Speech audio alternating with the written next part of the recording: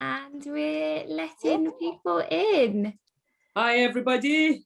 Welcome. Whoop, whoop. Hello. Thanks so much, everyone, for joining us. We'll just give it a few minutes to let everybody come on in and join us, and then we'll get started. Feel free to unmute yourself, say hi, or just drop a hello in the chat.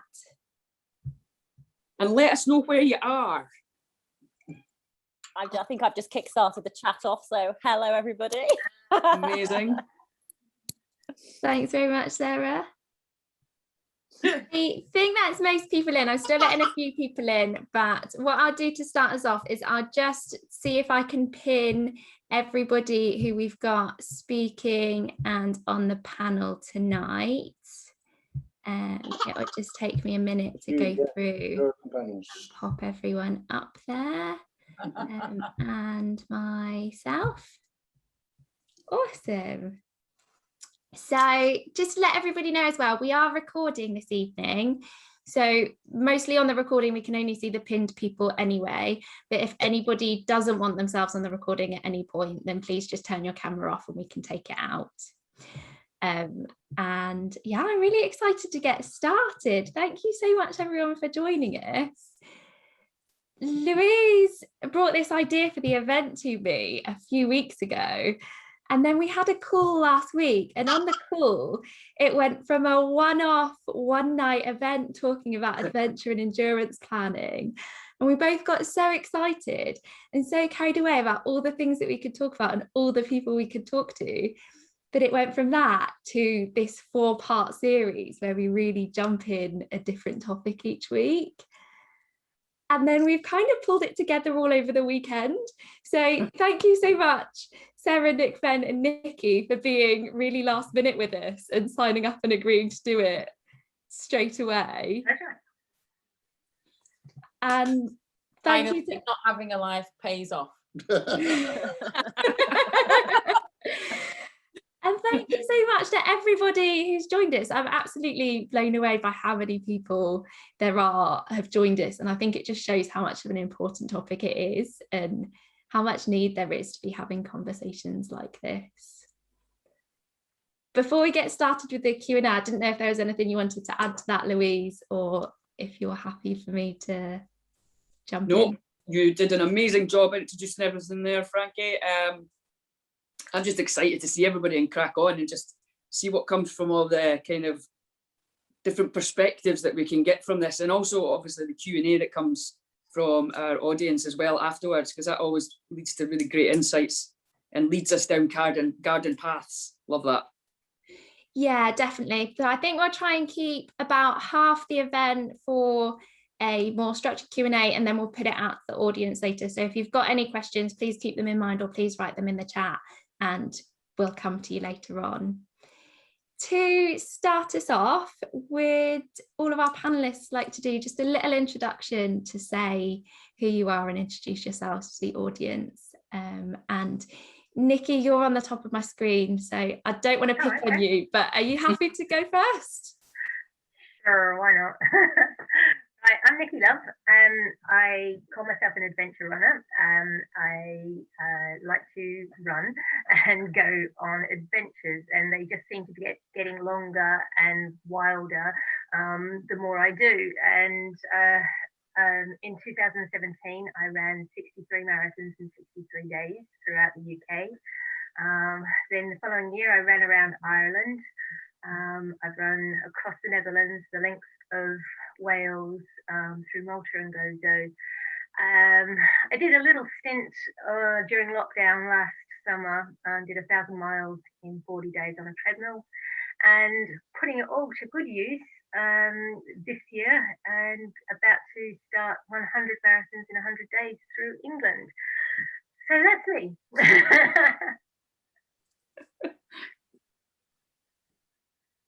So excited. Thank you so much, Nikki. And we are hoping to chat to Nikki tonight about maybe like an athlete's perspective of going for sponsorship and getting sponsorship and getting funding and support. So really excited to have that conversation with you. And then I'll pass it on to Nick and Ben, who are just underneath. Hi. Do you want to begin, or shall I? Sure. Okay. So we run events, which is a company we set up between us in 2018. Ben, you'd already been organising ultras at that point, but we run events kind of brought the races that you had together. Yeah. So we mainly organise runs, mostly ultras. Our goal is to become the #1 choice for ultras in Scotland, and we're so excited this year because we get to launch the Angus Coastal Ultra, which is something we came up with in 2019. Yes, it's been years in the making. Yeah, we already knew we couldn't do 2020, so the pandemic didn't kill that for us. And that one is.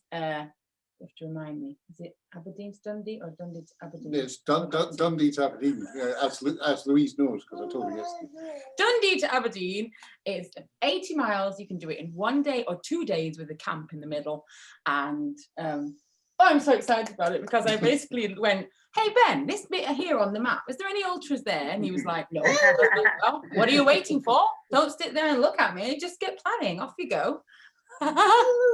Yeah, and I'll add to that. There's I also have a chip timing company as well, so which I run with my dad. So not only do I have our own races, but I'm attending races organised by lots of other people all around the country. We've been. So you might see us at Jedburgh or Devil of the Highlands or your local 10K. It depends. Yeah, so but we haven't done anything, have we? No, not. It's over a year since our last event. But yeah, we've been all over. So we've timed races in Amsterdam and in the south of Ireland as well. So we get not just Scotland. We get about a bit. Speaking of all. Thank you so much. And I'm so excited to have you both on to kind of look at a business perspective of sponsorship and why you'd want to sponsor someone and what you look for and how many sponsorship applications you receive. I can't even hesitate to guess. Well, we don't have that many, do we? But we're hoping to get more in the future. Yeah. And you should say, because I'm sure you're intrigued by listening just as much as taking part, because Ben's got his own big adventure that he's doing next year. So I think you're hoping to take a few notes because obviously we're sponsoring him because we are him. But obviously anybody else that we can get to help him out. So it's a double whammy, I think. Amazing. You're not the only one taking notes.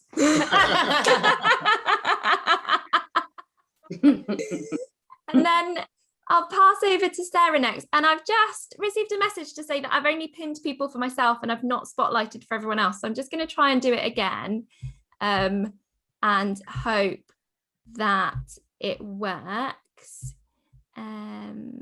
So it should be working. Is that working for other people now? Yes. Yeah. There we go. Perfect. Sorry about that, Sarah. No problem. I was gonna say I'm good to go. So my name is Sarah Williams. I'm the host of Tough Girl Podcast and the founder of Tough Girl Challenges, which is all about motivating and inspiring women and girls, as well as sharing the stories of amazing women out there doing phenomenal adventures. I've also taken on my own physical challenges. So the first couple of years were self-funded. So I self-funded Marathon des Sables, through hiking the Appalachian Trail and cycling Pacific Coast Highway. And then over the past couple of years, that's sort of evolved into sponsored hikes. So that started in 2019 when I did a challenge with Cicerone, walking the Camino Portuguese. And then that continued hiking the Lycian Way with Commute and Waterwell. And then most recently, although it was like a year ago now, I was over in Tasmania hiking the Overland Track also with Cicerone. So I've interviewed maybe around 400 plus women, many of them on this call. So Frankie, Louise, and Nikki I've spoken to, and many of the women actually in the chat as well. So, and during the podcast interview, some of the things that we do focus on, as well as sort of the endurance events and the planning and the logistics, we also talk about the money, the funding, sponsorship, and some of the challenges that arise to try and get, you know, the top tips and advice from these women when they undertake these physical challenges. So, so that's me. Awesome. Just done a few trips then, not much, just one or two. And I think we're really excited to have Sarah on tonight to talk about the perspective of self-funding as well as looking for sponsorship, because a lot of people talk about sponsorship as if it's the only option, but actually maybe sometimes self-funded is as good an option as sponsored is. So thank you all so much for joining us. Maybe we'll start off by coming back to We Run Events and ask you guys, if somebody, or actually let's just start off and say, why would you want to sponsor somebody as a business decision? Why would you do that? I mean, for us, there's a number of reasons. I mean, we do what we're doing because we're passionate about the events and running and fitness and health as well. Nick's also a PT, so the whole health and well-being is something that we. Oh, sorry, excuse. Her timing is impeccable. Sausage, come on, sweetheart. So it's not, from our point of view, it's not always just a financial decision. So one of the people I've sponsored in the past was a elite junior athlete in orienteering, and so it was very much about enabling her to sort of really sort of launch her career and get involved in the things. And sort of just being able to sort of really give her a boost and let her be able to do what she wanted to do, and things like that. Incidentally, Nikki, she went off and did some great stuff in Australia. So, but so there's lots of reasons. But I mean, I think for us, it's about the reason you sponsor someone is it's something that's interesting. You've got a relationship that you can build and with people as well, and just getting the feedback from people and getting people that want to be involved in our races as well. So that's really probably, I mean, Louise, who we've been working with, well, I don't know, too long,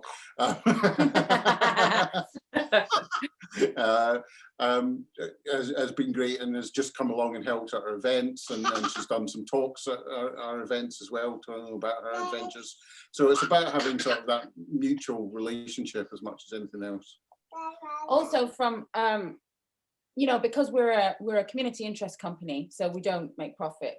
We're all about trying to give back. We recognize that as sort of middle class white people, that we've been brought up a certain way and have had access to opportunities that many people don't get. So that would be another thing that we'd look out for. If there was somebody who wanted to do something and they came from an underprivileged background, or if there was any way we could give back to try and, you know, share the privilege that we've been given. Yes, I know. And we're both very passionate about mental health. I suffer from depression, and well, if I hadn't met Ben, my life would be extremely different. So I would personally look out for any project that involved raising awareness of mental health, or raising a stigma, or somebody who's had their own challenges with mental health. And again, on a personal level, I only really can speak from a personal level, but from the studies that are out there, the evidence overwhelmingly is that girls drop off from sport, and therefore women are out of sport. So if there was anything we could do to help the girls stay in sport and then keep going in sport, or if we could help to fund something local that was aimed at girls, keeping them around. I'm not saying we wouldn't support boys. Of course we would support boys, we'd support everyone. We've got 3 already. We've supported enough boys. Yeah, we bloody support boys. So I'm not meaning to be discriminative. But you know, let's say if there was a project came up, or a local school contacted us and said, look, we recognize our girls are dropping off of sport. What can you do? Can you do anything? Then we would absolutely try and take that on as a project, and try and sponsor some girls, keep them in sport. That sounds really great, Nikki. Sorry? That sounds really great. I think just championing for girls in sport is, I mean, something that will be very, you know, interlinked with what Sarah Williams does. Obviously, she does a great job. Yes, I mean, that went right up my flagpole. Yeah, exactly. Yeah. It's I was like that one. Yeah, absolutely. She does a great job raising the profile of women from multiple backgrounds and you know, and different experiences, I think, which is awesome to see. And also not letting them drop off the bottom as well, because I think we have like 3 main stages in our lives, and each one of these stages as women, there's an opportunity to get forgotten and lost. So actual girls tend to be all right at sport, and then they go into teenager, and then they sort of disappear, and some come back, but then like you have less opportunities if you have kids or whatnot, and you've got a partner to look after and a house to look after, and you can't find 5 minutes to yourself, and there's no way you're going to join a netball team or whatever. And then there's the third phase, the menopause phase, which comes with its own brand new load of challenges. And again, we get hammered for that because your body's kind of going, I don't want to do this right now. And Nikki knows all about this, because I know this is one of your personal passions. And I'm not trying to say you're old.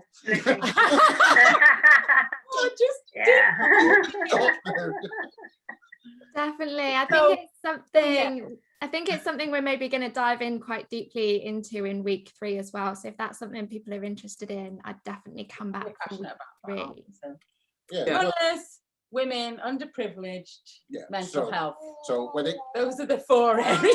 To put that into context, when you're coming to companies, the thing is to relate to them. So when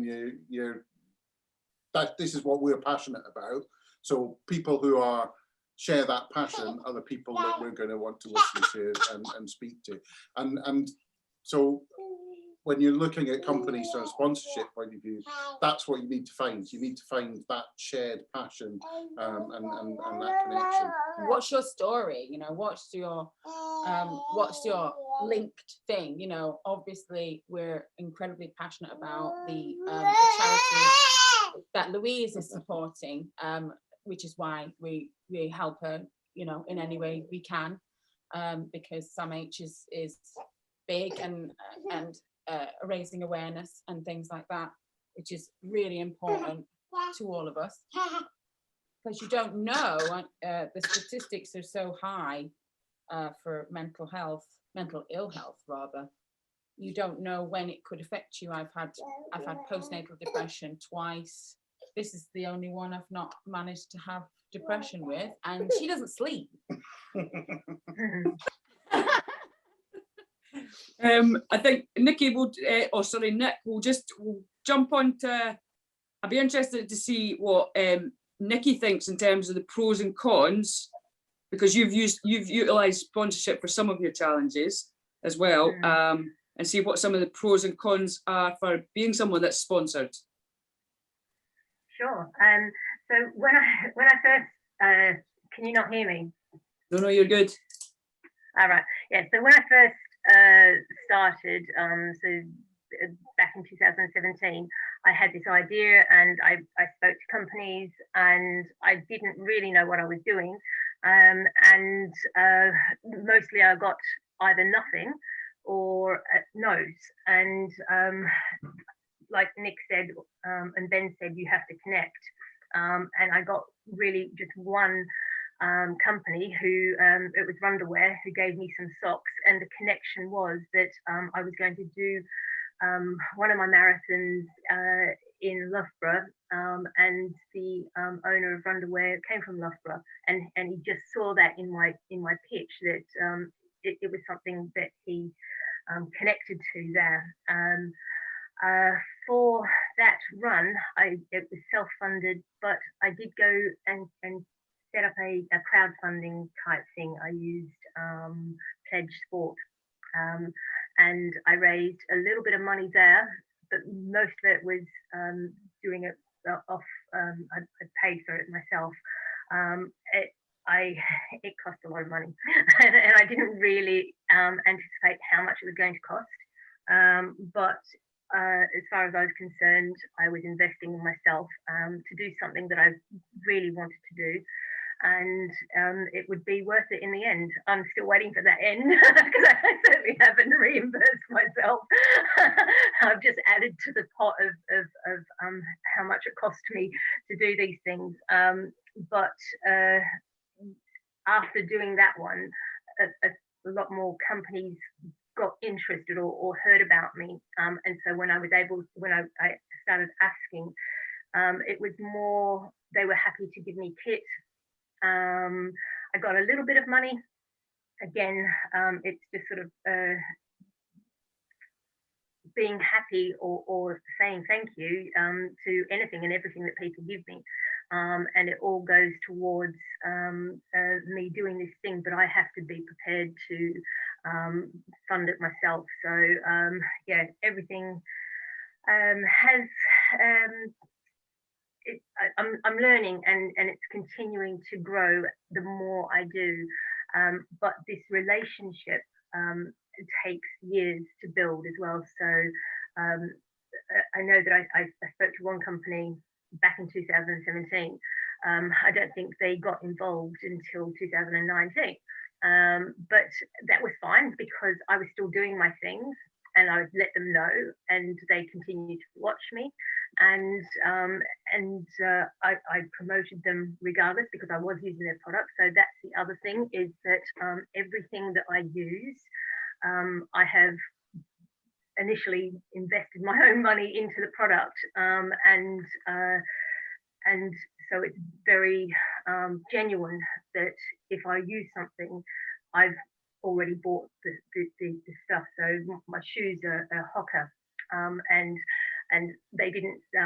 I bought all my own shoes up until my very last run, and that's when they came in and said, "All right, we'll give you some shoes." Right, yay, because that's such a huge cost for me, because I go through a lot of shoes.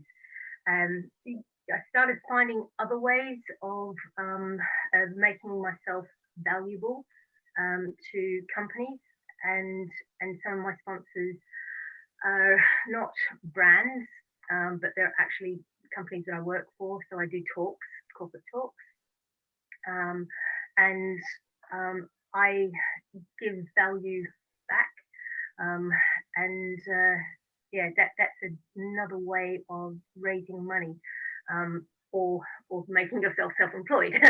And what else have I done? I think I'll leave it there if there's any sort of questions from that. But it, oh, I know, I've written a book. So that's my other revenue source. Oh yeah. So, you know, so that was an just written a book. but it is looking at different versions or avenues of income, and what you can do to help both make your finances better, but also a company then looks at you and says, well, okay, you're not just a flash in the pan, or you don't say you're going to do all these things, because there is quite a difference between saying, yes, I'm going to do all of this, but then not actually seeing it through. And yeah, companies get burned by that, because there's a lot of people who go, yes, I'm going to do this great big thing, and something happens and the great big thing doesn't happen, or and so they've invested into something that they haven't actually got good value for money. So that's the best sort of advice, is make sure that you are good value for money, both for yourself and for the company that you're working for. Yeah, I think there's a lot in what you said there. I really liked what you said in the middle about the fact that relationships can take years to build. Yeah. And I definitely think that's worth remembering for people, if they're either planning a trip now or planning like several trips into the future, that you know, the sooner you can start, the more time you've got to build that relationship. And I do want to pick up on what you were saying about how you can make yourself valuable to the company, but actually I'm going to come back to that in a later question, if that's okay. And I'll pass it on to Sarah first. And so Sarah, for you, self-funded versus sponsorship, what are some of your pros and cons against them? Yeah. So initially when I started, I did want to find sponsorship. And it basically came down to the opportunity cost of my time and how I was spending my time, because researching companies, emailing, pitching, it all takes a huge amount of time. And you also deal with a lot of rejection, a lot of no responses, and that can be incredibly draining. So I remember a couple of years ago, way back in like, must have been, like 2017 or so, when I tried to get sponsorship for MDS, Appalachian Trail, or maybe 2018 Pacific Coast Highway, and it wasn't really happening. So I made a couple of decisions. I basically said to myself, make myself so, what did I say? Yeah, get so big that they can't ignore you. But I also decided to just put my head down and work, because that was the only way that I, because I sort of look at myself as a brand with everything that I'm doing. And I thought, well, it's all about how can I add value to companies? I don't have a big social media following. I'm not getting thousands of downloads on my podcast. I'm not getting hundreds of hits on my blog or my website. So in terms of what I'm offering, it wasn't really there. So basically, I did make the decision to self-fund. And then I think somebody talked about the relationships. One of the things that I did do is leveraging. So on the Appalachian Trail, I bought my Osprey backpack or whatever, 140 pounds.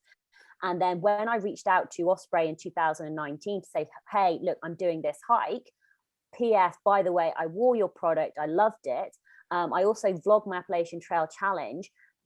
I've produced over 100 videos wearing your backpack. It's been viewed over 400,000 times. So straight away, the company's thinking, great, she loves our product. She's already got all of this, these videos and these vlogs out there. And so it was just the easiest conversation to have. Yeah, no problem. This is the hike you're doing. I think this would be the perfect backpack. Boom, they sent me a backpack for my Camino Portuguese hike. I reached out to them earlier this year saying, look, I'm thinking of doing this challenge. I'm looking for, another backpack. Would you like to get involved? Yes, absolutely. We'd love to support you. Reach out again in August with more details and we'll get you signed up for your budget. So there is that sort of leverage. I think the other thing I'd say as well is around, which both sort of Nick and Nikki have mentioned, is around relationships. So I do look at the long-term relationships. And so the companies that I have worked with, for example, like Cicerone, I started communicating with them way back in like 2016 and 2017 because I was interviewing their authors. Same with Innovate. I'd spoken to their brand ambassadors before and shared their story on the Tough Girl podcast. So we were already starting to build these relationships. And I think that is a fundamental part of it, is thinking long term, adding value on relationships. But actually, I think I might have gone off topic, so I apologize, because you said it was the differences or the challenges between self-funding and sponsorship. The key thing is it's probably a lot easier to be able to get kit from sponsors than it is to get cold hard cash. And I think a lot of people actually have trouble asking for money and knowing how much they should actually be asking for. It's certainly a conversation that I don't feel particularly comfortable asking money for. Like, well, what's my value? How am I going to, add value? Like, how much should I ask for? So that could end up being like a whole other part of the conversation. But the other thing you've got to realize, when you're being sponsored, you have a responsibility to share content on a very regular, consistent basis. So for my hike for the Camino Portuguese, for example, a 30-odd day hike, I was vlogging every single day. I was sharing on Instagram stories. I was resharing it on LinkedIn, on Twitter, on Facebook. That is a massive time commitment. And sometimes the last thing that you want to do when you've finished a long day is to sit in your tent or sit in your youth hostel for an hour to type up your notes, to share. And it's not just about sharing the content, it's also about engaging with your audience. It's responding to every single question. What shoes are you wearing? What do you think of them? Where are you based? What do you think of that? You need to be able to be doing that as well. And that takes up a huge amount of time and energy. And you do need to be, I would say, really planned and organized. So when you're actually out on your challenge and adventure, always at the back of your mind will be, what's going to be a good photo? How can I position myself to get the best shot of the gear that I'm working? That does add an additional element of stress, so that you can never actually 100% get away from that. That's not to say that it is detrimental to your journey, because I think it actually makes me more efficient and I pay more attention because I'm constantly looking, where's the best view, where's the best site. But that's something to bear in mind. The other thing I think you need to consider as well, certain brands will have certain expectations with what type of content that you produce, and how you share it and what they are wanting you to say. And you've got to make sure that you feel comfortable with that. So I think Nikki mentioned it best, is you've got to work with companies and brands that you love, adore, that you would talk about even if nobody was listening. You'd be like, oh my god, these trainers are amazing, they give me so much bounce, whatever it is, because otherwise it just doesn't work. If you're not that passionate about the product, and then you are just doing it for the exposure, I think people can tell, and it just doesn't really work. And so you've got to be authentic to talked about like values, so Nikki talked about, making yourself valuable, adding value to a brand. That's what you've got to be thinking about doing. So I think there's definitely pros and cons. I think the challenge of getting sponsorship and funding, it does depend on the type of challenge that you're after. If they are the smaller type challenges, like hiking, and they're only going to cost you a couple of £1,000, then I would seriously consider, I would look at other ways. I would look at self-funding, spending less, earning more, take that pressure off. Now, if you're doing a challenge like rowing an ocean and you need to raise £100,000, not many people have 100k in the bank. So those are the bigger types of challenges, and that's a whole different kettle of fish in terms of getting sponsorship for an event like that. And then that almost takes you down that professional level where you've got to have your story, you've got to have your mission statement, you've got to have your USP, you've got to have your media pack, you've got to be on social media, you've got to be proactive, and you've got to be prepared to get yourself out there networking and speaking to people in order to build those connections and those relationships. And also, you're probably going to be under a lot of time pressure with that type of event if you've got 12 months, 18 months to raise that type of funds. So do not underestimate, I would say, the stress that is involved in trying to raise those types of funds. The other things that you can do as well, just with self-funded trips, your biggest expenses are going to be something like your accommodation and your food if you keep them local, like after travel. Because if you're flying to New Zealand, you're automatically adding £1.5 onto your trip and your expense. If you're UK based and you're heading down the road to Wales or up to Scotland, you can, instead, you don't even need to get the train, you can hop on a bus. That reduces your cost. If you can wild camp and you're not paying for accommodation, that reduces your cost.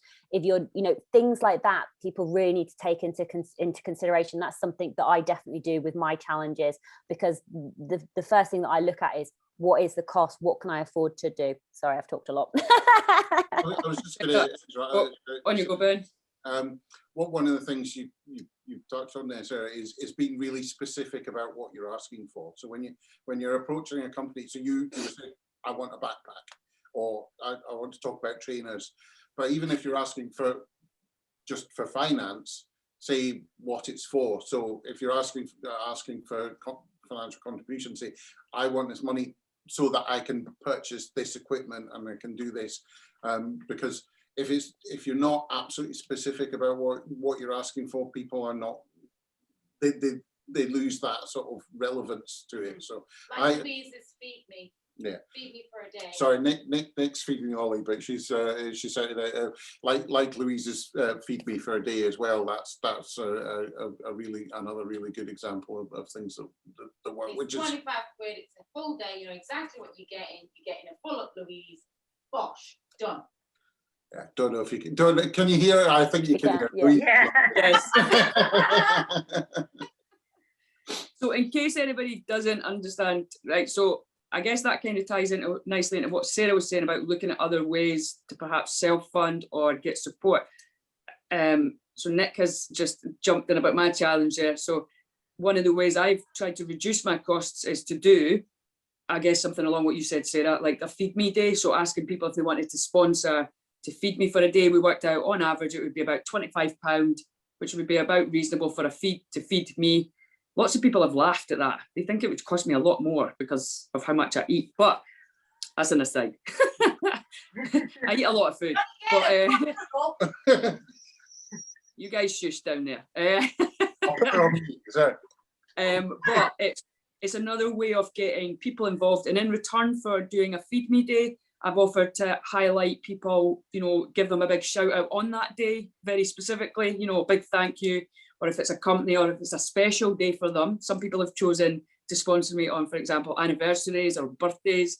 So they will get a shout out for their birthday and their anniversary, you know, so you make it a little bit personal. You're giving a bit of return and a big thank you across social media, and you're acknowledging that support that you receive. But also it goes a big way towards, it seems like a small thing to do, but it massively impacts, as these guys alongside me will say, it massively impacts on the success of your challenge, because it takes away one less day of stress, you know, or one less day of the cost for you, you know. So it's really a simple way. It's coming up with sometimes creative ways to fund your adventure. Sorry, I'm rambling on here just because Nick jumped in with that big little promo that she did there. Thank you very much. I apologise. But moving on, I thought, God, Sarah, you dropped some bombs there, eh? That was amazing. Like, I mean, it really, I felt it really connected with what Ben and Nick were saying about building relationships, and then what Nikki again reinforced about the relationships. You know, the same things were there. And great to hear that actually you almost did, Nikki and Sarah, you almost did the same thing. Well, you did do the same thing. You built a relationship, you connected with a company long before you asked them for perhaps that sponsorship or that connection in that way. So it's really nice to hear that from two separate people who've done it the same but separate, you know, without crossing over and stuff like that. I think that's amazing to hear. Can I just add one thing to that as well? I think also to be really basic, people actually, you need to make sure that you're following these companies on social media, you're connecting with people. It sounds fundamental, but it surprises me when people reach out to want to be on the podcast and they don't even follow me on socials. So if I'm a company, the first thing that I'm going to look at is, are you connected with me on social media? So follow all the companies on all of their social media channels, even ones like YouTube, like little ones. Find out who the people are on LinkedIn. Do you have any common connections? Connect with them on LinkedIn. Then also, I actually take it a step further. Once I've figured out who they are on LinkedIn, I will then find out their personal information so that I then follow them on their personal Twitter, personal Instagram, just to basically really follow that relationship through. Stalker, that's what, yeah. You still need So I think Ben just called you a professional stalker there, Nick, Sarah. Yes, but true, but done in a nice way. Yes, absolutely. Yes, absolutely. But can I just follow you up there, Sarah, with what you said about LinkedIn? Now, I guess this might be a big thing for our audience, because, I mean, I'm self-employed. For those that don't know me, I'm a personal trainer as well, just like Nick.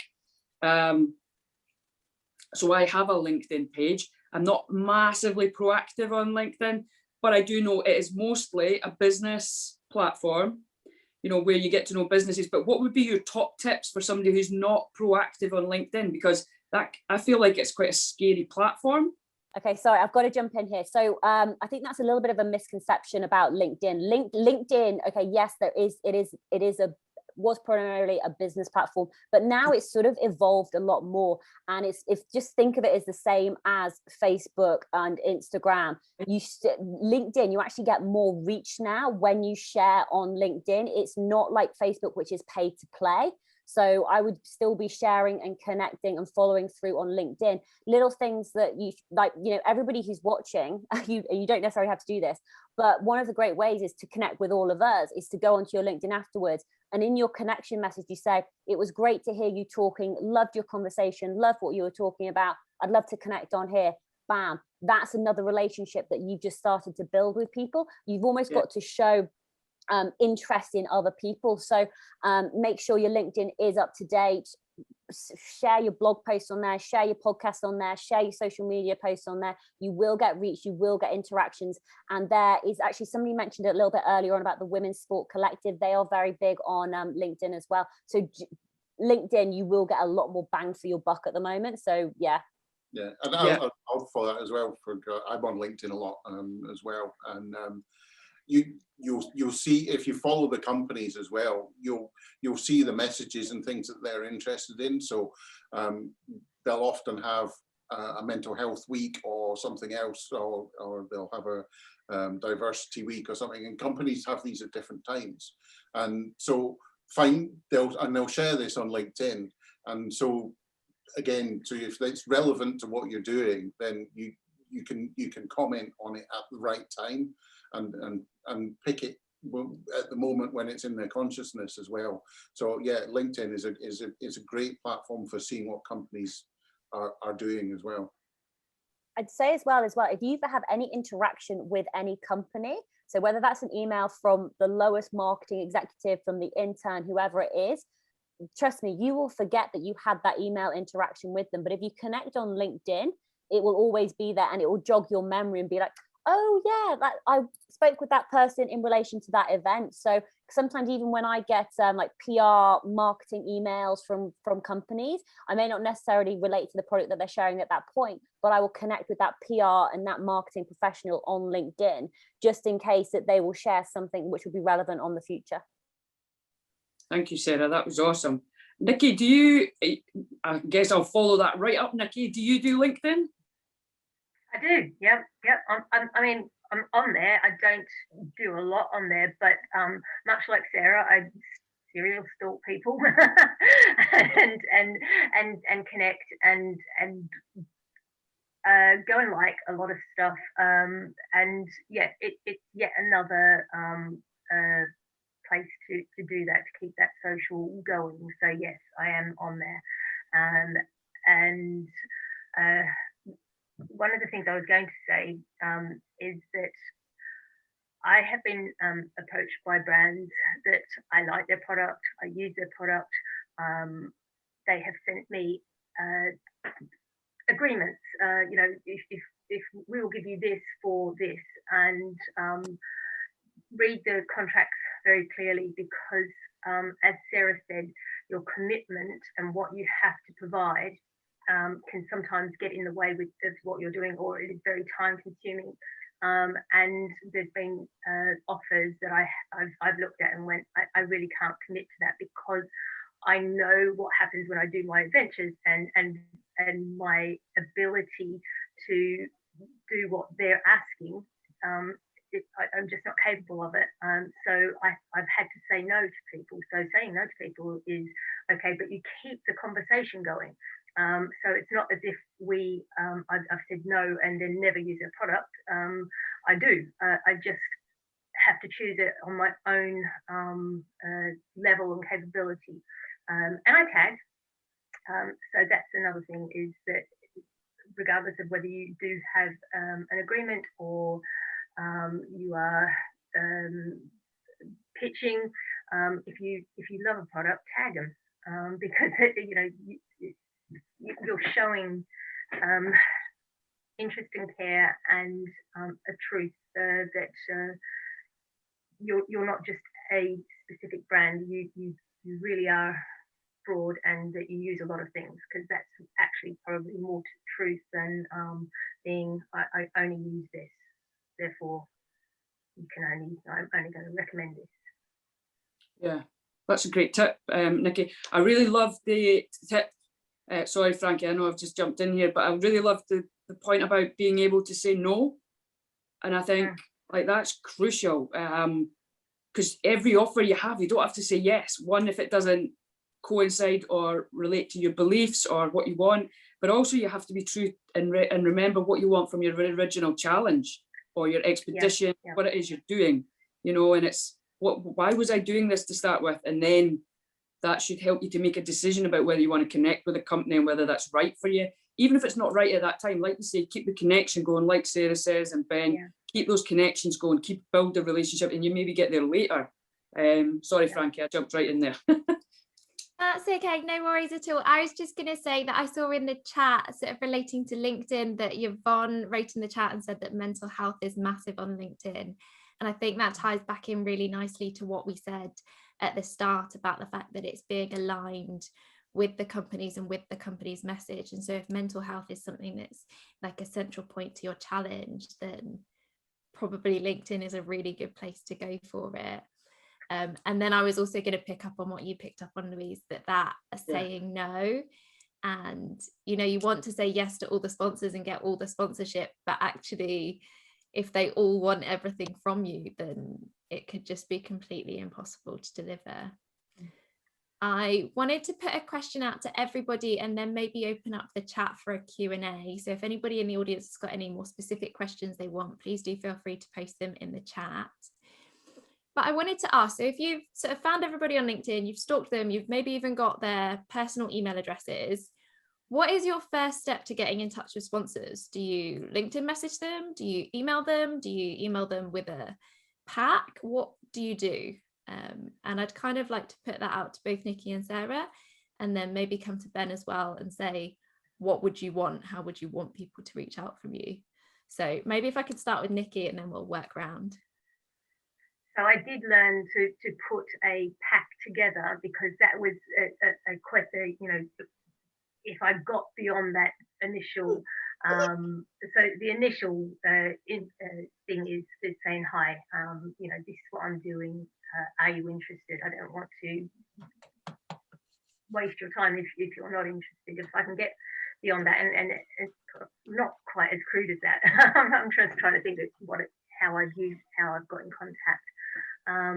But I have put packs together that sort of explain a little bit more about who I am, what I do, where I spend my money, where the money would be going, what the kit would be used for. And I am very big on asking for introductions. So usually there's somebody who knows somebody.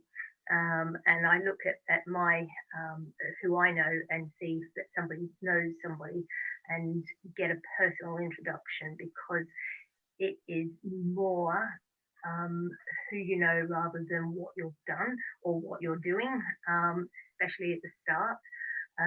So find people who will champion you. So I've been very lucky in that when I was doing that first 63 marathons, it was the head of the National Running Show before the National Running Show became a thing, who he noticed me, and I think it was via LinkedIn, and he has championed me to many companies, and then those companies have then gone on to champion me, and that's how I got my shoe contract. And I sent messages to Hoka, emailed, stalked the Hoka people on LinkedIn, and they all ignored me until somebody who was well connected introduced me and said, I think you should look at what she's done. So there's a couple of ways around it, but yeah, using your network, and that's where Sarah said, you know, build your network, because your network will help you. Great. So one of the things that I do on, so how I would approach it would be on social media for those quick sort of interactions would be literally messaging the brand, hey, who's the person that I need to speak to in marketing? Do you have their email address? And basically see what they come back with, so that when I'm actually sending an email, I'm not sending it off to a generic marketing at whatever company. I actually have like the person's name. I would always pitch through email, because I do think that is more professional, depending on what you are asking for. If you're just asking for some, you know, protein powder samples or some socks and whatever, you can probably be quite cheeky and do that through social media and just be like, hey, I'd love your socks, I'd love to test them out, let me know what you think. And I've actually had quite a few responses that way, and people are like, yeah, we'd love to send you stuff, just let us know your address. And it's been that quick and easy. But if you are going for the bigger types of sponsorship, I would do it through email. In terms of like decks, I've actually got one here. This is something that I sent to Innovate. It basically, I did it. I don't have a color printer, but I used their branding, like their color throughout the document to make it look professional. And automatically it gives them, what's the word, like psychological comfort, because they're seeing like their brand in the colors mixed with yours. And then I just went through, and there were like sections on like Instagram, there were then sections on Facebook, so this is telling them like what my demographics are, who my reach is.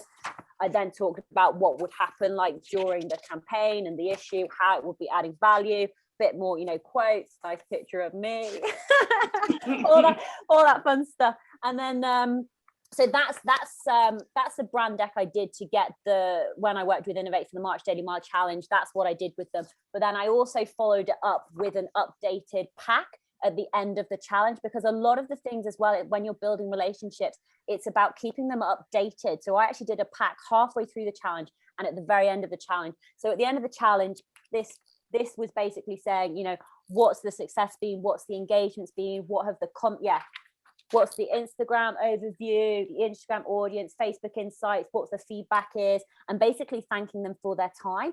Because at the end of the day, these companies, they will have to go into marketing meetings where they will talk about you and what you've achieved for them. You want to come across as professional as possible. And everybody in companies loves a deck, like a nice colorful deck with facts and figures where they're like, oh, look at the content interaction. Oh, look at all those like arrows going up. It's something for them to talk about, and you want them talking about you. The other thing that you've got to think as well is like, you know, have you been a good person to work with during that time? If they've like emailed you, have you responded quickly, gone back to them? I'm just being distracted by my deck now. But yeah, like, so I took screenshots of like, you know, the photos that I have and what the number was on the reach. So they had all of that information to hand. Well, so I think I've just gone off on a track. Yeah, so I would approach through email, but obviously sort of does depend on the relationship that you have with them. I'm also sometimes, I'm a little bit cheeky sometimes. Like I put kisses on my email just because that's me and who I am. Obviously it does depend on your relationship and how you built it, but I think it doesn't always need to be super, super professional. You can still be professional but like friendly and be authentically who you are, in terms of, you know, I like saying the word like awesome and, you know, all stuff like that. I would still write that in my pictures. So I've got one of those things as well. One of the things you've got to do, which you've touched on, is you've got to have your profiles and social media and things available for them to look back at you. So when they get that email in their inbox and they go, okay, I've got to see, have your website ready, have your social media up to date, telling you what we're doing. So if you've got your Facebook page, your Instagram, your LinkedIn as well, so that Ollie agrees with me, so that any information that is maybe not on that email, they can come and find out on your website and find out about you. Because if you've not got that groundwork there, then you're not going to get the connection back. Yeah, there's nothing more disappointing than hearing about something great and then clicking on their website and it looking like a Word document from 1997, because they're not going to want to work with you. And if you can, if you can't learn it yourself, or get someone like me, because I do all our websites and stuff for and Louise's website, I just finished that one. So that's sort of an example of my work. But if you can't learn it yourself, and you haven't got a handy partner who can do it for you, then it might be worth investing some of that money that you've got for you into that. Because if they go, oh, okay, I'll check this website out and it's crap, then that's your brand is telling them it's crap. You don't have to have a website. I'm not saying you have to, but whatever you do have on there, make sure, if you're telling people about it, make sure it's ready. One thing I just want to add as well is when you're pitching, and if you're using like a pitch doc, one of the things you want to do is you want to make life as simple and easy as possible for the brands. Yeah. So when I was pitching Innovate, in my pitch document, it had my shoe size, it had my clothing size, it had my address. So because I thought, I don't want them having to email me back saying, okay, Sarah, let's send you some gear. I wanted them to have all of the information there. So they were like, brilliant. Okay, we'll just send her those in 8.5, boom, and send her the jackets and the clothes, because they'd already got that information. So just top tip there for you. And so, sorry, we're jumping around with Ollie here. I hope it's not distracting. The other thing which was mentioned was the National Running Show, and I think that's something as well, is if there is an opportunity to go and meet someone from the company face to face and shake their hands and have a conversation, then do it. So if you wanted to come and speak to us, come to our races, and do a race, and then come and talk to us at the end, and do that. If you want, we'll send her away.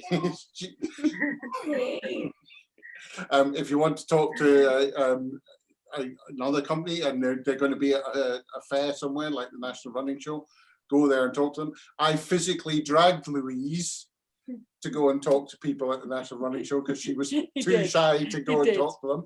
He did. They were like, hey Stuart, you met Louise Stuart. Oh, bye. So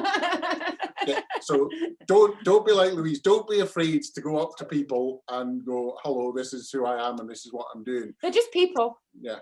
They're just people looking for connections and chatting, and they've probably been there since 5 a.m. and they've been answering the same questions. If you're going to talk to them about something slightly different, they'll probably welcome it.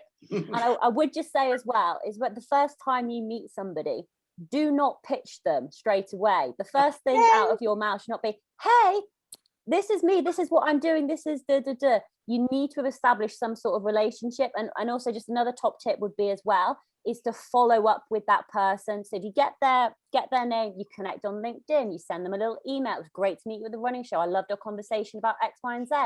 By the way, you mentioned that you're interested in ultra running. Here's a blog post I wrote about ultra running. I think you'd really enjoy it. There's softly. Just don't go in for the kill straight away. Basically just meeting people is the start. We met a fantastic medal company at the running show. Was it 2018? We were just wandering around and we saw them and we were like, these are fantastic, and they gave us free samples, and I immediately started talking to them, and we've been with them ever since. They're fantastic. They're Modern Forms. They're a Polish company, but they've got a UK branch now, so You're off topic again. Sorry, I can't wait to give them our business again when our races are back up and running. I feel incredible guilt that they've not had income from us for 12 months. Absolutely love that everything that everybody has just said. My notes are now like absolutely chaotic. I realise it's already 9 o'clock and we've not got into any questions in the chat. So I was going to suggest that we keep the panel open, and wondered if anybody wanted to come up and ask their question. I'd kind of go through in order. So Rianne, I don't know if you're around and if you'd be happy to unmute yourself. I think you put the first question in a little while back. Do you want to go for it? Oh, thank you, Frankie. Really good advice, guys. Thank you. Really, I'm planning my first planned adventures this year and next year, and one specifically, and I'm self-funding all of them. I may try and get a little bit of kit, but the one thing that I'm really focused on is the challenge that I'm planning in Kenya next year. And if I'm looking for sponsorship or fundraising, it will be specifically to support the charities that I'm doing the event for. And that's where, when I've looked at certain number of companies, they've kind of said they won't accept charitable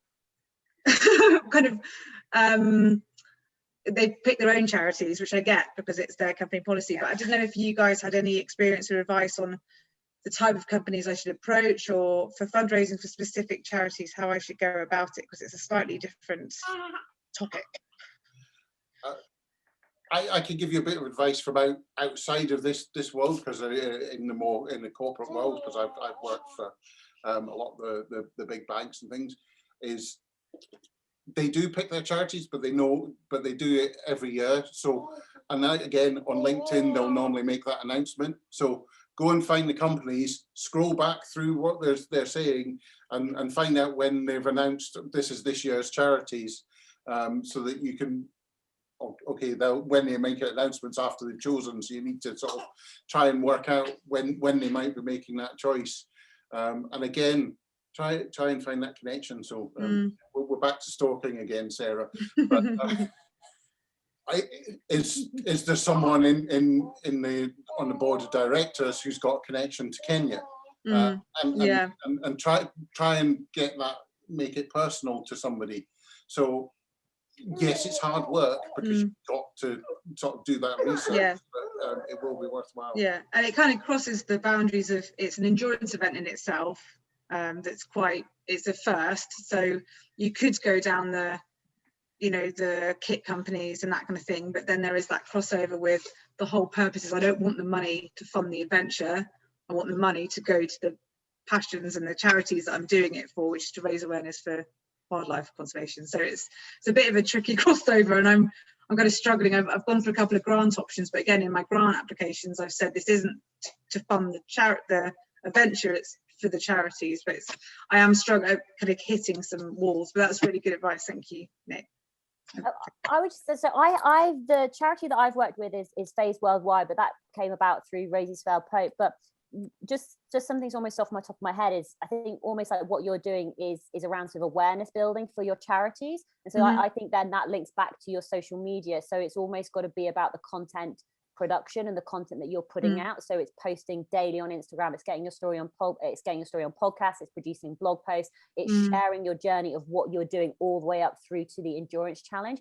The other thing I'd possibly think about as well is there any option for connecting? So you talked about wildlife and conservation. Is there any option for connecting with groups and giving talks about what you're doing to not only raise awareness, but potentially to get funding from that? So by speaking, you know, you give £5, £10 donation, you're speaking to 40 odd people. That could be a nice way of sharing your story, raising money, and sharing knowledge. That could just be another option for you. No, that's really interesting. I'll have a think about that, Sarah. Thank you. Nikki, are you wanting to jump in there?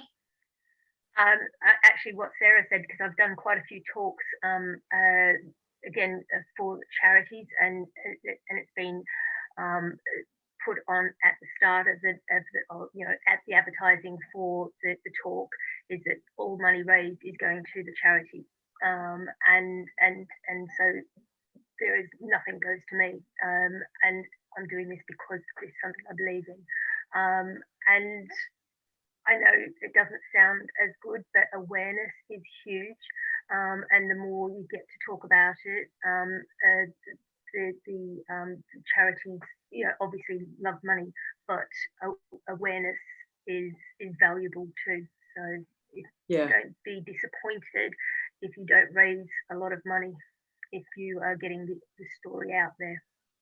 Yeah, absolutely. I think that, can I just jump in there, Frankie? So that my first kind of big effort into, or big challenge into this, was the MDS, the Marathon to Sablet, in 2016. And I actually, partnered up with a mental health charity based in Dundee. Now, they did not have a single fundraiser, never had a single fundraiser ever. And I was the first person to work with them. And I mean, I raised £5,000, which I thought wasn't a great amount, but I learned that actually then, you know, they started to get stories in the local newspaper. Like, I started to see loads of information about them all over the place. Other people who through me had heard about my challenge, heard about them. They then fundraised for them. So actually now they have a consistent supply. I mean, it has changed names and it's progressed on. And this was a small local charity. However, it then opened up the perspective that I like to think I had a small part in raising that awareness of that charity, and that started a kind of a rolling effect of, or a ripple effect, as it were, where more people wanted to fundraise them, and they got way more exposure than they ever had previously. And that wasn't through direct, like, obviously they got some cash, but that wasn't directly through that. They also made, like, I organised talks at their centre, so that I did a meeting where my sponsors came in to the talk at their centre, got a little tour, learned what they were doing, but also heard me talk, met some of the centre users, as it were, for want of a better description, the people who utilise their services and their different activities. So they got to hear first-hand stories about the difference that this charity made. Plus, which I set them up with loads of connections in the local business community because my sponsors came along. So sometimes, as Nikki and Sarah said, it's that awareness raising. So sometimes it's not always the cash, which is great, but sometimes you are the link to other people and they're the link to other people. So all of a sudden they're connected to an exponential number of people, but it started with you, and you won't necessarily always see that. Yeah, that's a really good point. And my plan is to document it and film it as I go. So like when I get back, what I hope to do with the content is to then utilize that. So it may not be I have the funds before I go, but a lot of it will happen afterwards. So, yeah. Rhiannon, can I just jump in as well and just wish what you just said with like documents? So a great person that I follow, everyone's probably heard this, is Gary Vaynerchuk. And one of the key things that changed for me with regards to social media is he said, document, don't create. So you don't need to create content. What would be fascinating for people to do now is to follow your journey to the start line, your training, your fundraising, your logistics, the testing out of gear, and literally just document that on your social media, because then what you're doing is you're getting people invested in your journey. They want to see how you're doing, the ups and the downs, what are the obstacles, and you can share all this. Oh, you know, today I had a low day because X and Y happened, or today I had a brilliant day because I managed to kayak 50 miles down the river, or whatever it is. And you can take people on that journey, so they get then invested because they're used to seeing your regular updates. So by the time you actually get out there, you're going to have all these people, all these eyes on you, watching you, wanting you to succeed. So I'd make sure that you're documenting now. Literally just share what you're having for breakfast, what training you're doing, what supplements you're having. Sorry. No, that's fantastic advice. Thank you so much. Thank you. Can I just say, you know, people feel like they're part of it if they've seen you go from, you know, oh, I've got 10 weeks to go and now I'm there, you know, they feel like they've got ownership with you, if that makes sense, and then they're more invested in you as a person. It's like I'm showing my age here, but why did we all care so much that Ross and Rachel got together? Because we felt like they were our friends. So your journey will feel like it's our journey, and therefore we want to see you succeed. But actually, we probably want to see you cry a bit, get a bit angry too. So do all of it. Doable. Yeah. Show Okay, the really real useful. human. Yeah, they were on a break. They're not. Thank you very much. Thanks so much. That was a great question, and I think that really opened up like a lot of different topics within it. So thank you so much for sharing that and for all the answers. The next question that we have in the chat is from Frit. Frit, if you're there and you'd like to unmute yourself, please go for it. Hello everyone. Hi. Thank you Hi. so much for this evening. It's been super insightful. My question was, how big is your pitch deck? I'm currently in the realms of just pitching to lots of people at the minute for my upcoming trip, but I'm pitching for the funding for a film to be made about my trip. So I'm pitching for the film production. So I'm not pitching for the challenge. I'm pitching for money for the film. So I asked, how big is your pitch deck? Do you recommend keeping it short or divulging all the info? I can see Sarah like counting the pages in her pitch deck. Or divulging all the information so that they have it to hand already. So part of me thinks, is it convenient to give all the information so that when they open the email with the pitch deck, they don't have to sort of come back and ask you loads of questions? Or are you sort of killing them with numbers there? And should you keep it short and concise so that it sort of keeps their interest? So I'll just jump in first. So my advice would be, why not do both? I would have a one-pager with all your essential pieces of information. So at a glance, as soon as they open the email, it's there, boom, boom, boom, mission statement, what it is you're doing, what the costs are, what the benefits to them are, all your contact details. And then you can say, I've also included another document with more information that goes into the details and the specifics. And then, you know, some people want the overview straight away. Some people are analytical and want all of the details. So you want to be able to apply for both of them. That would be my suggestion. That's a great tip, actually. I never thought about just including both, just allowing them to have the choice.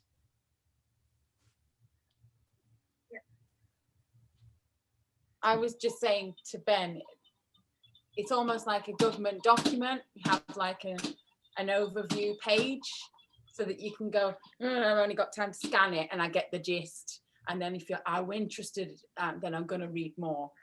But you get the gist, and you don't know what kind of person's going to be picking it up. Like Sarah says, like they could be really detail oriented, or they might be the manager or the marketing person who knows all the figures and who wants to look at the figures straight away. Or they could just be like, I don't know, some gatekeeper monkey who just wants to know like the bigger picture. Not that I'm being nasty to gatekeeper monkeys. No, we've all done that job. Yeah. It's not all gatekeeper monkeys.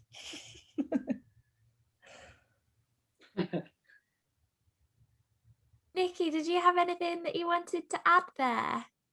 I have the same. I have a short version and a longer version, and it really does. It probably depends on who it is I'm sending it to, plus how well do I know them, and how long have I been talking with them, and just with Sarah's, with the Innovate, that was very, very specific for. She knew exactly what it was that she was pitching them for, and you're going to be you will be very specific because you know how much the film is going to cost, and is that what you're pitching, or is it for Kit to be able to do the thing? So it'll change in size depending on who you're sending it to, but yeah.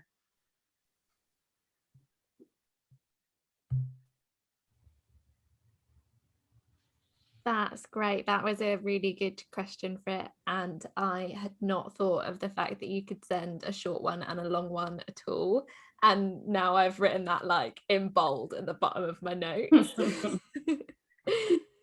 The next question was from Jess, but unfortunately they messaged say they can't unmute themselves at the moment, but it's a really, really good question. So I want to go ahead and ask it. But what's the minimum size of adventure that you'd consider getting sponsorship for? And would you work that out in how much the adventure or the trip might cost you, or in how long it's going to be, or are there any other ways that you might try and judge that? I think this is something that comes back to an individual and to building relationships, because it's going to depend who people are, I mean, and what they're doing. So I mean, both Nikki and Sarah have said how they've had adventure journeys, so they've had multiple stages of what they're doing, and I mean it depends on the person. So for some people, running a marathon might be a really big adventure and a really big challenge for them, just to get to doing that. These ladies here, they could do well. Nikki can do that every day. So it depends. It really does depend on the people. So if you're doing a small adventure, it doesn't mean you can't ask for sponsorship, but keep it relevant, keep it interesting is the key thing. And what's your angle? What's your story? I mean, if you're like just recovering from breast cancer and you've had 2 years straight of chemo and you finally started running again and you're doing your first half marathon, I mean, that would be awesome to help out with or to sponsor. I mean, because that's an incredible achievement. Likewise, if you're doing 10 days in the Sahara, it's all about you and what your journey is, both physical and mental, and what you're trying to achieve. So like Ben's doing his cross-country skiing because he's had long COVID for a year, and doing small things is really debilitating. So to achieve that is going to be incredible. Hopefully you will do it. I've already told Louise she's come and roller skiing with me, so she better do. Yeah. I just can we get her to run with the buggy so I get an hour free. just want to sleep. But yeah, so I don't think it's about. It's probably a really vague answer, darling. It's not about how big or small the adventure is. It's about what it means. Yes. It's about the adventurer, not the adventure. Yeah. People buy you, so also people sponsor you, not necessarily the miles. I mean, we watched that. What was that documentary we watched where the lady was trying to do the seven big swims? Yeah. And in the end, she decided to knock it on the head because she was really worried about her son, who was autistic, and how he'd had to miss a lot of time with his mom. Do you think those sponsors called her up and went, "Well, you didn't do the 7th sea, I want my money back"? No, of course not, because it was an epic journey and she learned something new about herself. And what she learned was, this time with my son is really important. And that's a lovely message, isn't it? Yeah. Ollie agrees. I don't want more time with you. I want to go out running. Thanks so much, Nick. I'm not sure if you could see it or not, but there are a couple of hearts that went off in the chat then. So people resonated with that, definitely. Sarah or Nikki, did you have anything to add to that? I saw you sort of like nodding along at points. So yeah, just because somebody's doing something very long, it doesn't mean that they should get more sponsorship. It really is the what Nick said is the story behind it, and yeah, any length. But in terms of money, you do have to know how much it's going to, what you're asking for, and how much is your thing going to cost if you're specifically asking for money. So that always comes back to that. What are they going to get for that money? So you have to understand or know what it is. So I could say, quite comfortably, oh, I want 20 grand for this 100 days. That would be the best 100 days ever because I could spend that 20 grand very comfortably. But I'm not going to. £200 is going to pay for, like Louise. It's 250 pounds is going to buy 25 days of food. So just be very, very specific and know what your numbers are if you're asking for numbers, and also be prepared to find a way to make it happen if you don't get any money or any sponsorship. So yeah. The only thing that I would quickly add, so answering this from a very sort of personal perspective, all of the challenges that I've been on and done, if I didn't have sponsorship, I would still have been able to afford and go on and do the challenge because it's something that I wanted to go and do anyway. It was basically an opportunity that I opened up to, to the brand, say, look, this is what I'm doing A to B, do you want to get involved? Do you want to be associated with me and Tough Girl Challenges and everything else that encompasses? And that's how I look at it. When I get the sponsorship, that's a total win and absolutely amazing. It'll help me to cover my costs. If I don't get the sponsorship, I'm still going to be doing it anyway. I'm still going to be producing the same amount of social media content and the same amount of vlogs. It just won't have the sponsorship at the end or the beginning or tagged on the Instagram post. Thank you so much, everybody, for all of those answers. We've got a few more really good questions come in on the chat. So if everybody's happy, we'll maybe take 2 more questions and then probably wrap it up about there so that we don't keep you all too late. Katie, are you around? Would you like to unmute yourself, ask your question? Otherwise, if you are not able to pop up, I can always ask it for you. I'll just see if my microphone's working. It doesn't always work. Yeah, we can hear you. Brilliant. So it's been really great. Thank you so much for everything that you've all shared so far. And I really appreciate how transparent everyone's being talking about the money. Because it's not something that I feel like it's a bit secretive normally. And that's kind of why I'm asking the question is it's probably quite an impossible question, but what would a company expect from you in exchange for like say they gave you a backpack, for example, like what's the kind of rate of exchange in terms of content or promotion or sort of anything like that? I'll start with that one. I've found that I've learned what I like to do, and I like talking, and I like going to events, and I like representing the brands at these events. So that's what I give in return. So I go to stores with Hoka and talk about my story and also the shoes that I wear because I love them, and I bought them up until I was given them for free. So that's the agreement that we have, and it depends on the agreement really, and that's so other ones I just get given product and I post about it, I tag them. So it's the agreement that you make, and yeah, so that's been my experience. But mostly it's my time for the either the money or the kit, because I enjoy doing that. Thank you.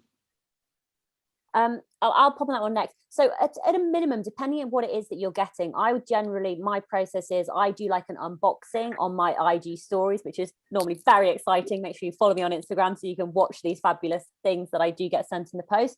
I then, depending on what the product is, would do like an Instagram post, which would also be linked into my Facebook. But that's sort of like the bare minimum. But what I generally find is and I've been sent a few products which I don't love, and you would never see them on my posts and whatnot. But when I really love it, then I will be like, so this is Waterwell, a company that I worked with like a couple of years ago and still work with. I use their water bottle every day. Like it's just, it's like the trainers, like even, when I'm not doing the March Daily Mile Challenge anymore, the trainers that I run in will be the Innovate trainers.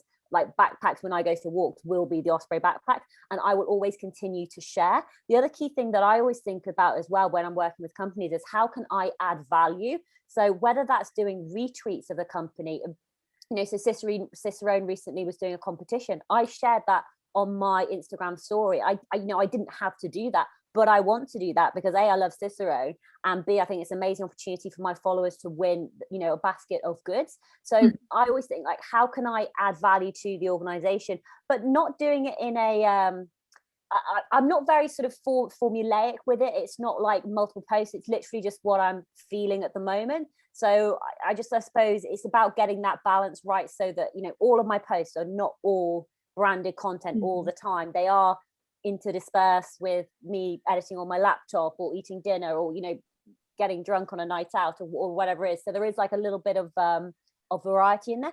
I suppose it almost like it's what you feel comfortable with. I just want to there's a great page, it's on Instagram, and it's called the Influencer Pay Gap, and it's generally more related to a lot of sort of like beauty brands, but it's worth looking through because they do a lot of posts where they share, for example, what their number of Instagram followers is, what their Instagram rate is, and what they've been offered to promote and share for a product. So for example, if you are actually being paid to post on Instagram, it gives you an idea. And also especially with new mediums, with something like TikTok. So I'll pop it down in the comments, but it's well worth just having a flick through and having a read through. And especially because people may be thinking, oh, I don't have 10,000 followers on Instagram, I don't have that swipe up feature.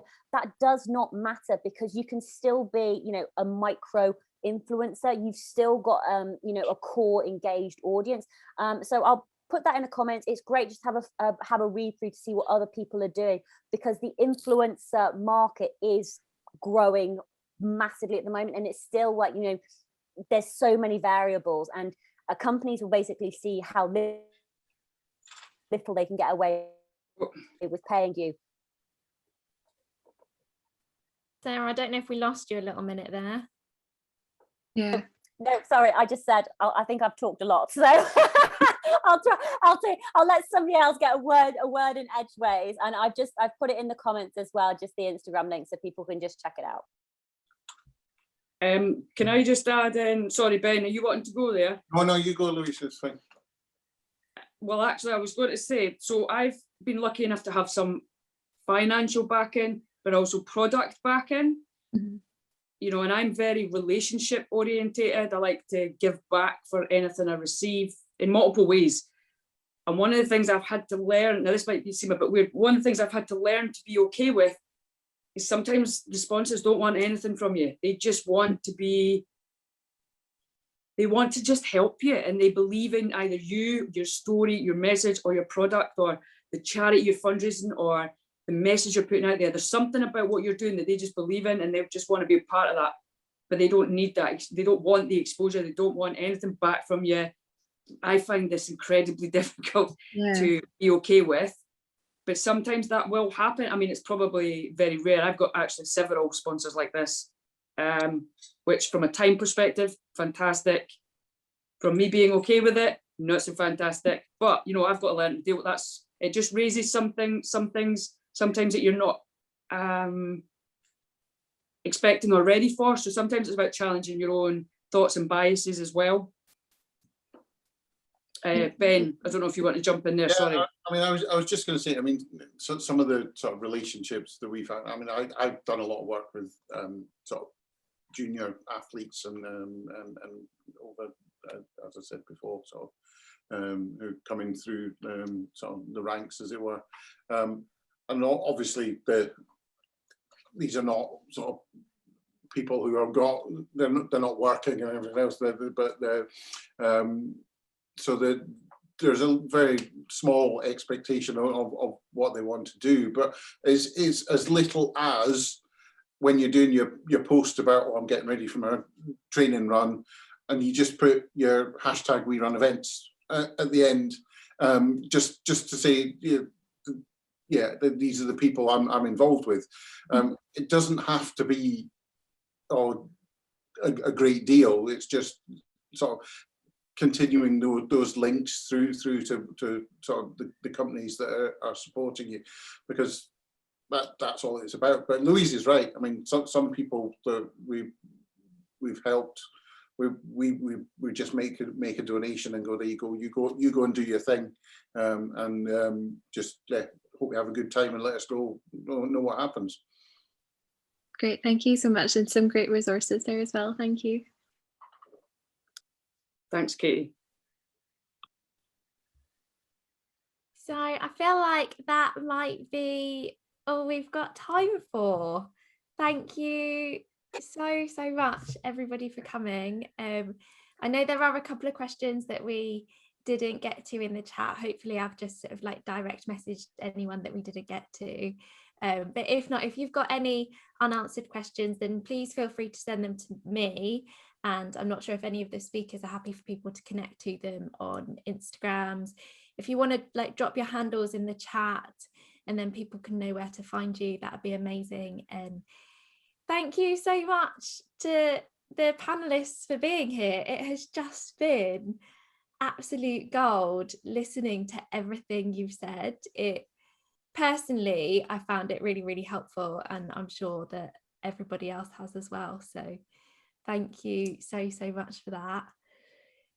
I would just do a plug for the next 3 weeks as well. We will be back next week looking at logistics.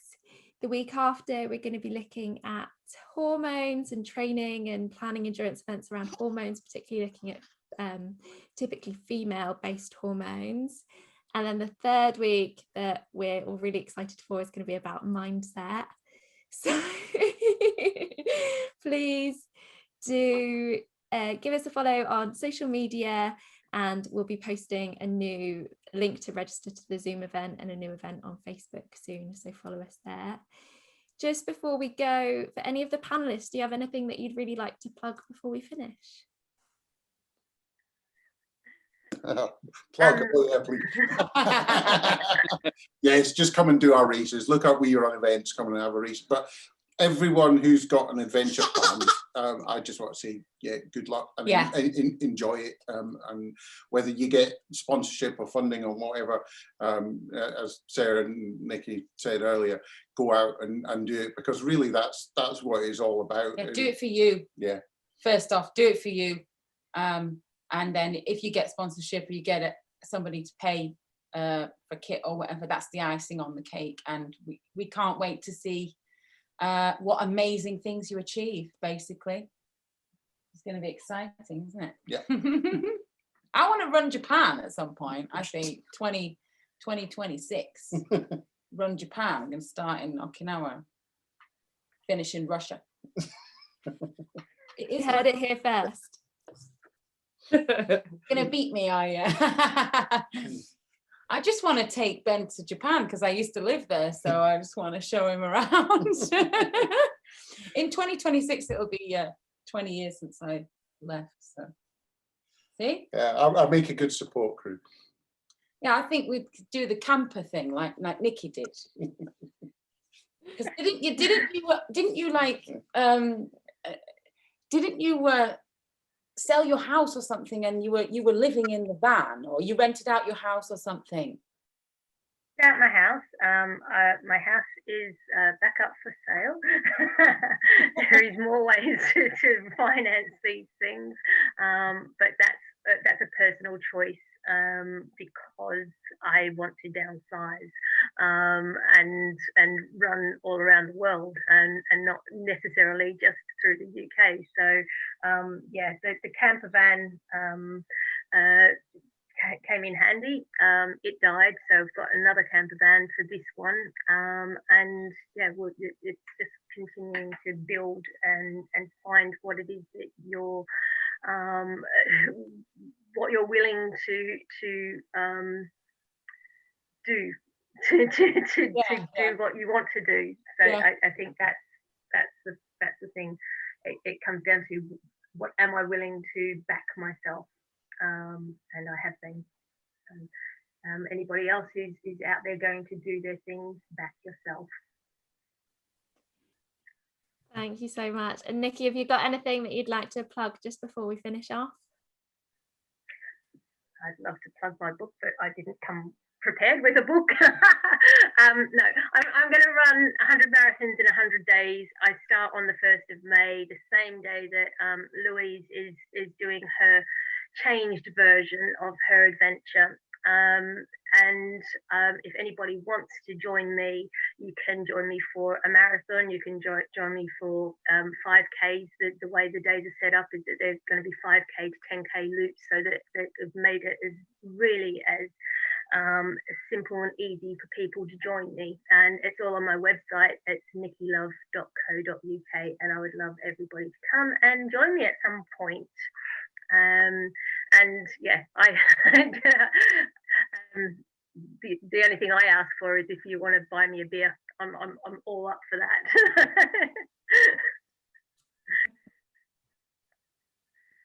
Amazing, thank you so much. And then Sarah, have you got anything you'd like to plug just before we finish? I do have something very exciting to plug. So I've spoken with Nikki and Louise on the Tough Girl podcast before, but I've also spoken with Frankie, but Frankie's episode hasn't gone live yet. So save the date, the 4th of May. Frankie's going to be sharing her story on the Tough Girl podcast. So put it in your diary. It's going to be awesome. Me and Frankie chat in the chat. So yeah, Frankie will be on the Tough Girl podcast 4th of May. So make sure you tune in, subscribe, listen, and go and take a listen to Louise and Nikki's episodes as well. They are both fantastic. Amazing, thanks for that. I feel like you plugged me more than yourself, but I'll take that. Louise, have you got anything else you'd like to say before we let everybody go? Oh my goodness. Whoa, that just, I tell you what, I can't believe what time it is, guys. I think we've all, my mind is blown, you know. It's just fantastic, guys. And I want to thank not just the speakers, but every single person who's joined us tonight and asked questions and taken part. You know, it all just adds to that conversation that I think needs to happen more around sponsorship and fundraising and the basics of what it is to actually start planning and looking at doing your own adventures, expeditions and challenges and making them a realistic possibility for our lives. Thank you so much. Thank you. What I'm going to do just as we leave is I'm just going to remove all the spotlights. Don't forget your website, Louise, is www.louisejohnston, that's with an E.co.uk. And all the information about Plan B will be on there. We'll be updating miles and funds raised for the relevant charities daily. So you crap at plugging yourself. I've popped everybody onto gallery view. So I was going to say, just as everybody leaves, if you'd like to unmute yourself and give us a wave and say goodbye as you go, and then it'll almost be like we're in the same place. And just before you could do, if anybody who's got their screen on is happy for me to take a photo, I'd just love to get a photo of everybody here. So Just redone the hair. 3, 2, 1. Thanks very much. And I'll let you all go. Bye, Zoe. Bye. Good night. Thanks, Danny. Bye. Thanks, Nikki. Thanks, Frankie. Hi everyone. Thank you. Bye. Thanks so much, Abby. I don't want to leave. I don't want to hang up. It's so nice seeing everybody. Thanks for watching.